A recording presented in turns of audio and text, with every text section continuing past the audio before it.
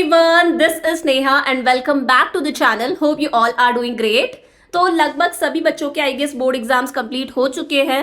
Humanities वाले बच्चों के कुछ एग्जाम्स रहते हैं and now it is high time कि आप लोग अपनी CUET की प्रिपरेशन स्टार्ट कर दो. पहली बात तो बहुत सारे बच्चों को पता नहीं है CUET है क्या. बच्चे कमेंट्स में भी पूछ रहे थे. बच्चा CUET क्या है? कॉमन यूनिवर्सिटी एंट्रेंस टेस्ट है. अगर आप किसी भी सेंट्रल यूनिवर्सिटी फॉर एग्जांपल हमारे पास में DU है, BHU है, AMU है, किसी भी सेंट्रल यूनिवर्सिटीज या फिर बहुत सारी अदर प्राइवेट यूनिवर्सिटीज भी हैं, डीम्ड यूनिवर्सिटीज भी है जो इसके अंदर पार्टिसिपेट कर रही हैं. अगर उनमें आपको एडमिशन लेना है तो उसके लिए कॉमन यूनिवर्सिटी एंट्रेंस टेस्ट है. एक एंट्रेंस टेस्ट है, आपको इस एंट्रेंस टेस्ट को देना है. इसके बाद में आपका CUET का रिजल्ट आता है, आपको एक स्कोर कार्ड मिलता है. फिर अलग अलग कॉलेजेस की अपनी काउंसलिंग होती है, अलग अलग कॉलेजेस की अपनी मेरिट लिस्ट निकलती है. उसके बेसिस पर आपको कॉलेज के अंदर एडमिशन मिलेगा. तो देखो हमें पता है CUET के लिए हमारे पास में डेट भी आ चुकी है कि आपके एग्जाम्स कब से कब तक होंगे. तो टेंटेटिव डेट है हमारे पास में 8 मई से लेकर 1 जून. इस बीच के अंदर आपके CUET के जितने भी एग्जाम्स हैं वो कंडक्ट कराए जाएंगे. सारे सब्जेक्ट्स के पेपर होंगे. ये डेट जो एंड वाली डेट है ये आगे खिसक सकती है बट मोस्ट प्रोबेबली आपके एग्जाम जो है वो 8 मई से स्टार्ट हो जाएंगे. तो अब हमारे पास में आज मैं ये वीडियो शूट कर रही हूँ 27 को. मोटा मोटा कुल मिलाकर हमारे पास में 40 डेज है. 40 डेज के अंदर अंदर आपको अपना पूरा का पूरा CUET के लिए प्रिपेयर करना है. तो इस वीडियो के अंदर हम बेसिकली बात करने वाले हैं how to prepare economics for CUET 2025. Eco आपको किस तरह से प्रिपेयर करना है. देखो पहले तो क्या होता था कि 50 क्वेश्चंस आते थे और 50 क्वेश्चंस में से हमें 40 क्वेश्चंस अटेम्प्ट करने होते थे. अच्छी खासी चॉइस मिल रही थी तो हमें पता था, हम स्मार्ट स्टडी कर सकते थे. हमें पता था कि यार कौन सा चैप्टर स्किप कर देते हैं. अच्छा ये वाला चैप्टर पर कमांड नहीं है, ये चैप्टर अच्छे से नहीं आता, एक काम करो इस चैप्टर को स्किप कर देते हैं, इसके क्वेश्चंस को छोड़ आएंगे. हमारे पास में चॉइस थी.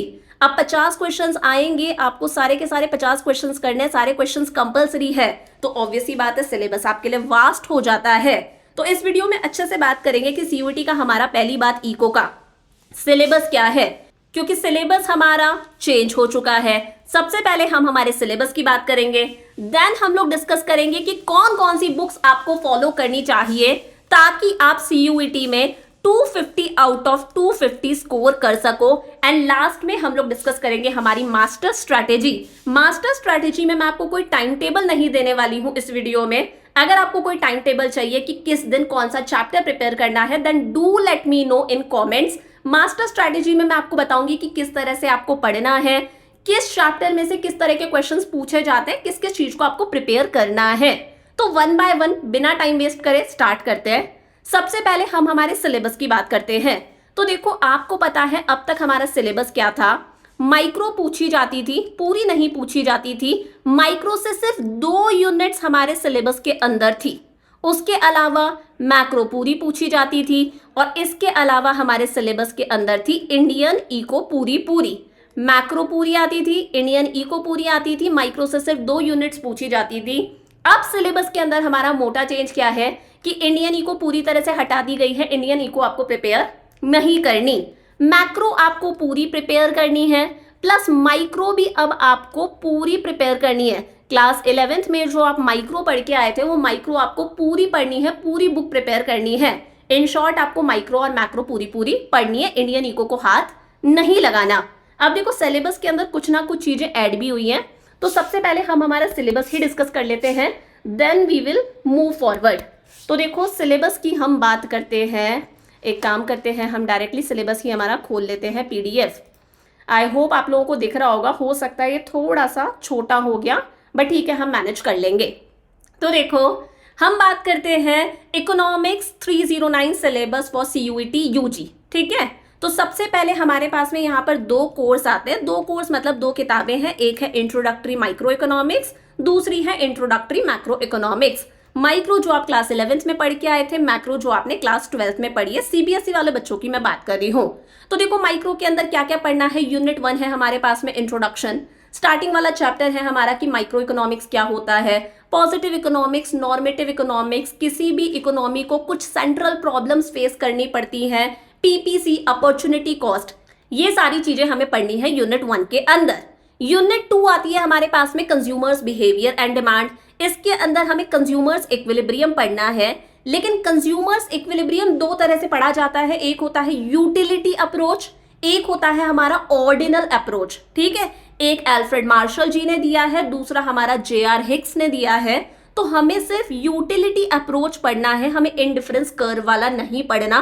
क्लियरली सिलेबस के अंदर मेंशन है attainment of equilibrium through utility approach 1 and 2 commodity cases. समझ में आ गया। उसके बाद में डिमांड वाला चैप्टर है, तो सारी चीजें पूछी जाएंगी। डिमांड कर्व क्या होता है, डिमांड शेड्यूल क्या होता है, डिमांड कर्व पर जो मूवमेंट्स होती हैं, शिफ्ट इन डिमांड कर्व, और साथ में प्राइस इलास्टिसिटी ऑफ डिमांड।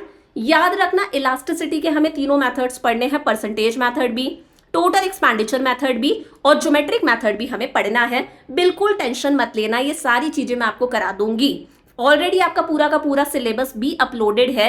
अगर आपको कोई भी चैप्टर पढ़ना है तो चैप्टर का नाम डालो, आगे नेहा जांगिड़ डाल देना। यूट्यूब पर आपको हर चैप्टर अवेलेबल होगा, सब कुछ फ्री ऑफ कॉस्ट है, आप बहुत आराम से प्रिपेयर कर सकते हो। अगली यूनिट 3 आती है हमारे पास में प्रोड्यूसर्स बिहेवियर एंड सप्लाई। बहुत बड़ी यूनिट है, इसमें हमें प्रोडक्शन वाला चैप्टर पढ़ना है। अब यहाँ पर एक चेंज है, हमें सिर्फ रिटर्न्स टू फैक्टर ही नहीं पढ़ना जो आपके क्लास 11 सिलेबस में था। एडिशन है, हमें रिटर्न्स टू स्केल भी पढ़ना है। क्लास 11 में सिर्फ रिटर्न्स टू फैक्टर था, हमें यहाँ पर रिटर्न्स टू स्केल भी पढ़ना है। टेंशन मत लेना, पैनिक मत करना, मैं सब करवा दूंगी। मैंने आपको एक वीडियो अपलोड करी थी जिसमें मैंने आपको बताया था, हम लोगों ने हमारा CUET का लाइव बैच लॉन्च कर दिया है। क्लासेस हमारी 3 अप्रैल से स्टार्ट होंगी। उसके अंदर हम हर चीज कवर करने वाले हैं, हर चीज हम काफी डिटेल में कवर करेंगे। सप्लाई के अंदर अगेन हमें वही सारी की सारी चीजें पढ़नी है। इलास्टिसिटी ऑफ सप्लाई भी पढ़ना है, कुछ अलग नहीं है, क्लास 11 वाला है। कॉस्ट के अंदर हमें वही सारी चीजें पढ़नी है, अलग अलग तरह की कॉस्ट के बारे में पढ़ना है। यहाँ पर रिलेशन बहुत इंपॉर्टेंट है। देन चैप्टर आता है रेवेन्यू, फिर चैप्टर आता है प्रोड्यूसर्स इक्विलिब्रियम। कोई चेंज नहीं है, चेंज सिर्फ क्या था कि हमें रिटर्न्स टू स्केल भी पढ़ना है। देन आता है forms of market. Again forms of market में हमें सिर्फ परफेक्ट कॉम्पिटिशन पढ़ना है। उसके बाद में price determination under perfect competition, price किस तरह से डिटरमाइन करी जाती है। डिमांड और सप्लाई के अंदर अगर कोई चेंज आ गया, शिफ्ट आ गया, तो उसका क्या इफेक्ट होगा प्राइस पर, इक्विलिब्रियम पर, ये सब कुछ हम लोगों ने पढ़ रखा है। यूनिट 5 के अंदर कुछ एडिशन है, दैट इज, देखो ये जो था हमारे पास में प्राइस सीलिंग, प्राइस फ्लोर, ये तो हमें पढ़ना ही है। उसके अलावा एडिशन है fat theory, food availability decline theory. इसके लिए पैनिक मत करना, मैं बहुत आराम से करा दूंगी। बहुत ही छोटू सा टॉपिक है, बहुत आराम से हम पढ़ सकते हैं। तो ये यहाँ पर थोड़ी बहुत चीजें आपकी माइक्रो के अंदर ऐड हुई है। मैक्रो की जब हम बात करते हैं, वही क्लास 12 वाला आपका सिलेबस है। यूनिट 1 है नेशनल इनकम, इसके अंदर एडिशन है। क्लास 12 के अंदर हमसे national disposable income, private income, personal income, personal disposable income नहीं पूछा जाता, लेकिन CUET में ये सारी चीजें भी पूछी जाएंगी। बहुत ही इजी पीजी सा है, आपके NCERT में भी गिवन है। बाकी यूनिट 2 है हमारी डिटर्मिनेशन ऑफ इनकम, वो जो ADAS वाली यूनिट है। एज इट इज सारी चीजें आपको क्लास 12 वाली पढ़नी है। मनी एंड बैंकिंग के अंदर सब कुछ आपको क्लास 12 वाला ही पढ़ना है, कुछ भी अलग नहीं है। थोड़ा सा हम बैंकिंग सिस्टम के अंदर प्राइवेटाइजेशन पढ़ लेंगे, हालांकि यहाँ से क्वेश्चन बन नहीं सकता क्योंकि ऑलरेडी बहुत सारी चीजें हैं जहां से क्वेश्चन CUET में पूछा जाएगा।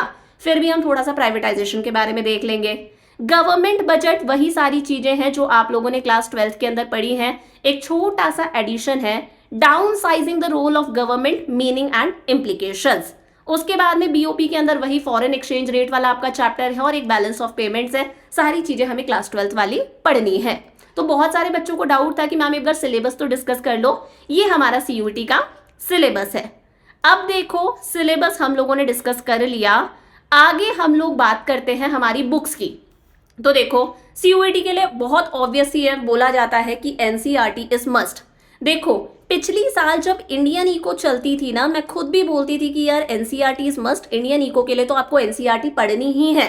अगर आप थ्योरी वाले सब्जेक्ट की बात कर रहे हो देन NCERT इज मस्ट, लेकिन माइक्रो और मैक्रो दोनों ही प्रैक्टिकल सब्जेक्ट्स हैं, प्रैक्टिकल किताबें हैं। सिर्फ NCERT की अगर आप रीडिंग लगाओगे देन ट्रस्ट में आप माइक्रो मैक्रो नहीं कर सकते। बहुत ऑब्वियस है, आप खुद NCERT खोल के देख लेना, गूगल पर आपको NCERT का फ्री PDF अवेलेबल है, आप खुद खोल के देखना, आपको गारंटी है एक बारी में समझ में नहीं आएगा।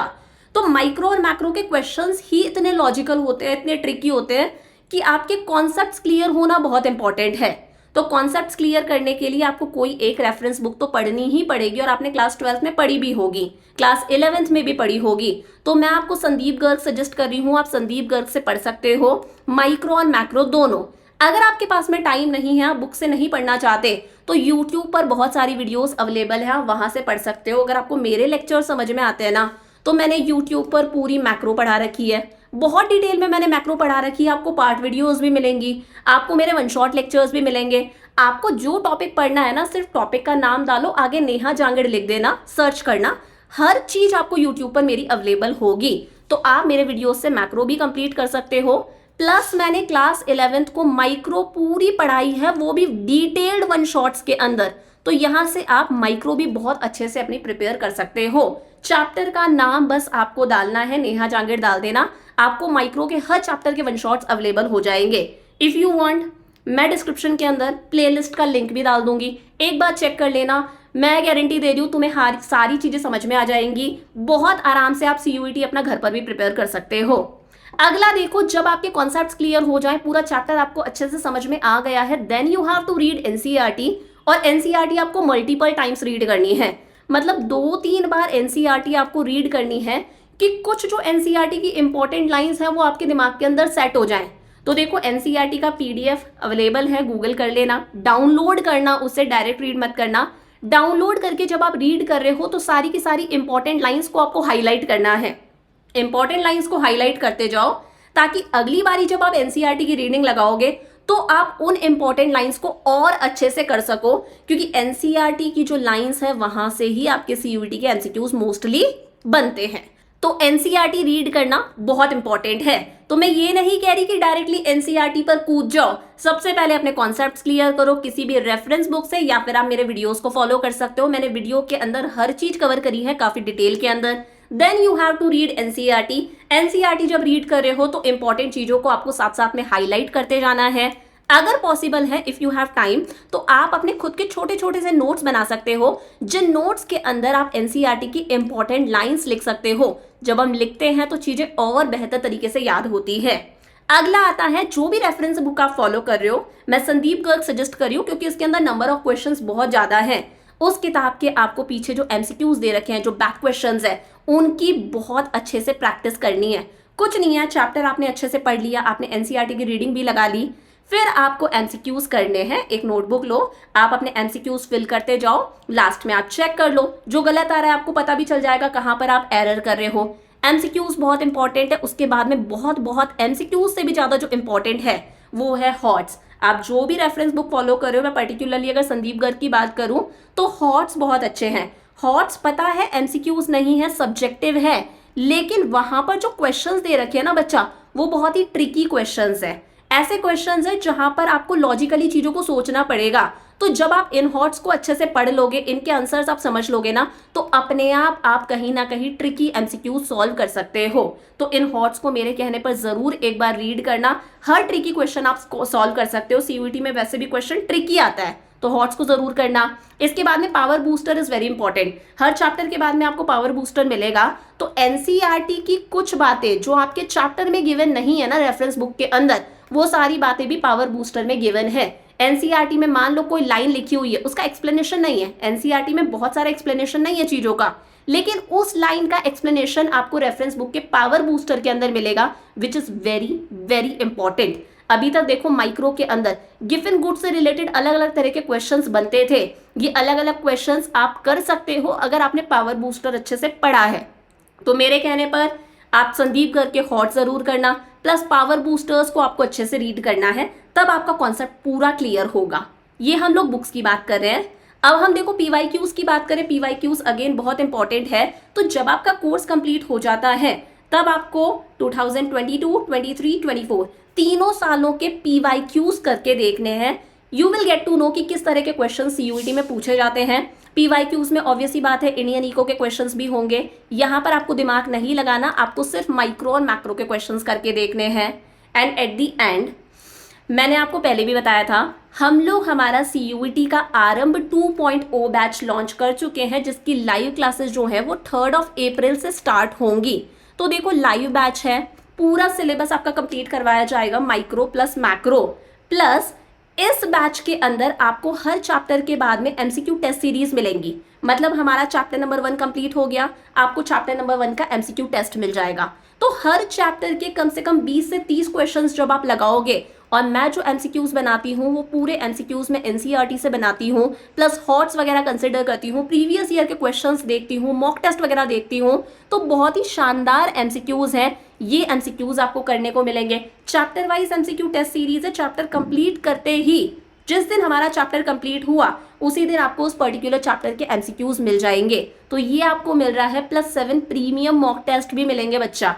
मतलब हमारा सिलेबस जब कंप्लीट हो चुका है उसके बाद में हम मॉक टेस्ट सॉल्व करेंगे, तो 7 प्रीमियम मॉक टेस्ट भी हैं जिसके सोल्यूशन वीडियोस भी अवेलेबल है, ये भी आपको मिलेगा। लेकिन ये मिलेगा आफ्टर कंप्लीटिंग कोर्स। सबसे पहले हम हमारा सिलेबस कंप्लीट करेंगे, then we will do mock test. तो ये हमारे पास में कंटेंट है कि हम कहाँ कहाँ से पढ़ सकते हैं। मैं पहले भी क्लियर करी हूँ, बहुत सारे बच्चे डायरेक्टली एनसीईआरटी पर कूदेंगे, डायरेक्टली एनसीईआरटी पर मत कूदना।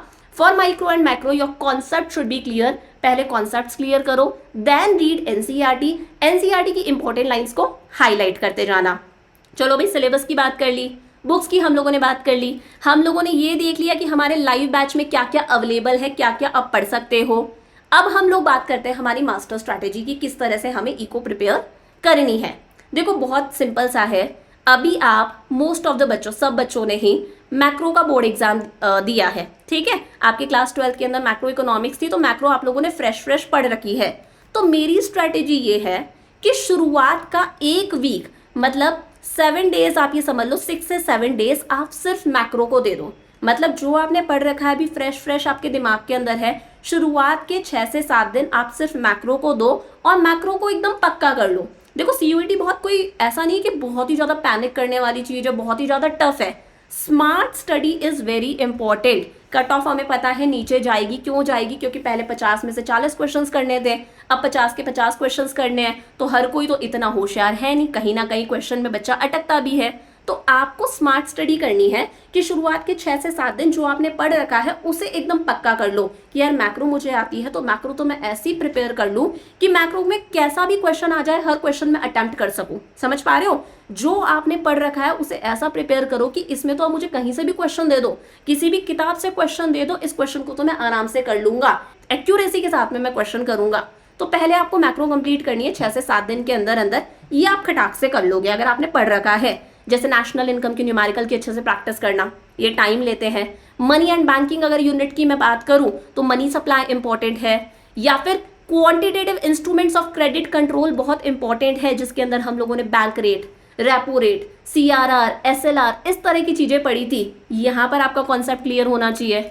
एडीएएस वाली यूनिट के आपके न्यूमेरिकल अच्छे से क्लियर होने चाहिए। तो 6-7 दिन के अंदर आराम से अपनी मैक्रो को आप कंप्लीट कर लो। तो कहीं ना कहीं एक दिमाग के अंदर रहेगा कि यार हम लोगों ने मोटा मोटा कंप्लीट कर लिया, एक बुक हमारी डन है, अभी हमें दूसरी बुक पढ़नी है। स्ट्रेस भी कम हो जाएगा और पता है कॉन्फिडेंस रहेगा कि यार एक बुक हमारी कंप्लीट हो गई। फिर आप आना माइक्रो की तरफ। माइक्रो के अंदर अगेन अब आप माइक्रो को दे सकते हो मेरे कहने पर 12 डेज, मैक्सिमम आप 13 डेज दे दो। 12 to 13 डेज इनफ है माइक्रो प्रिपेयर करने के लिए। क्लास 11th में आप पढ़कर आए हो, थोड़ा बहुत तो याद होगा, तो अगर आप माइक्रो पढ़ रहे हो आप आराम से 12 से 13 दिन के अंदर माइक्रो प्रिपेयर कर सकते हो।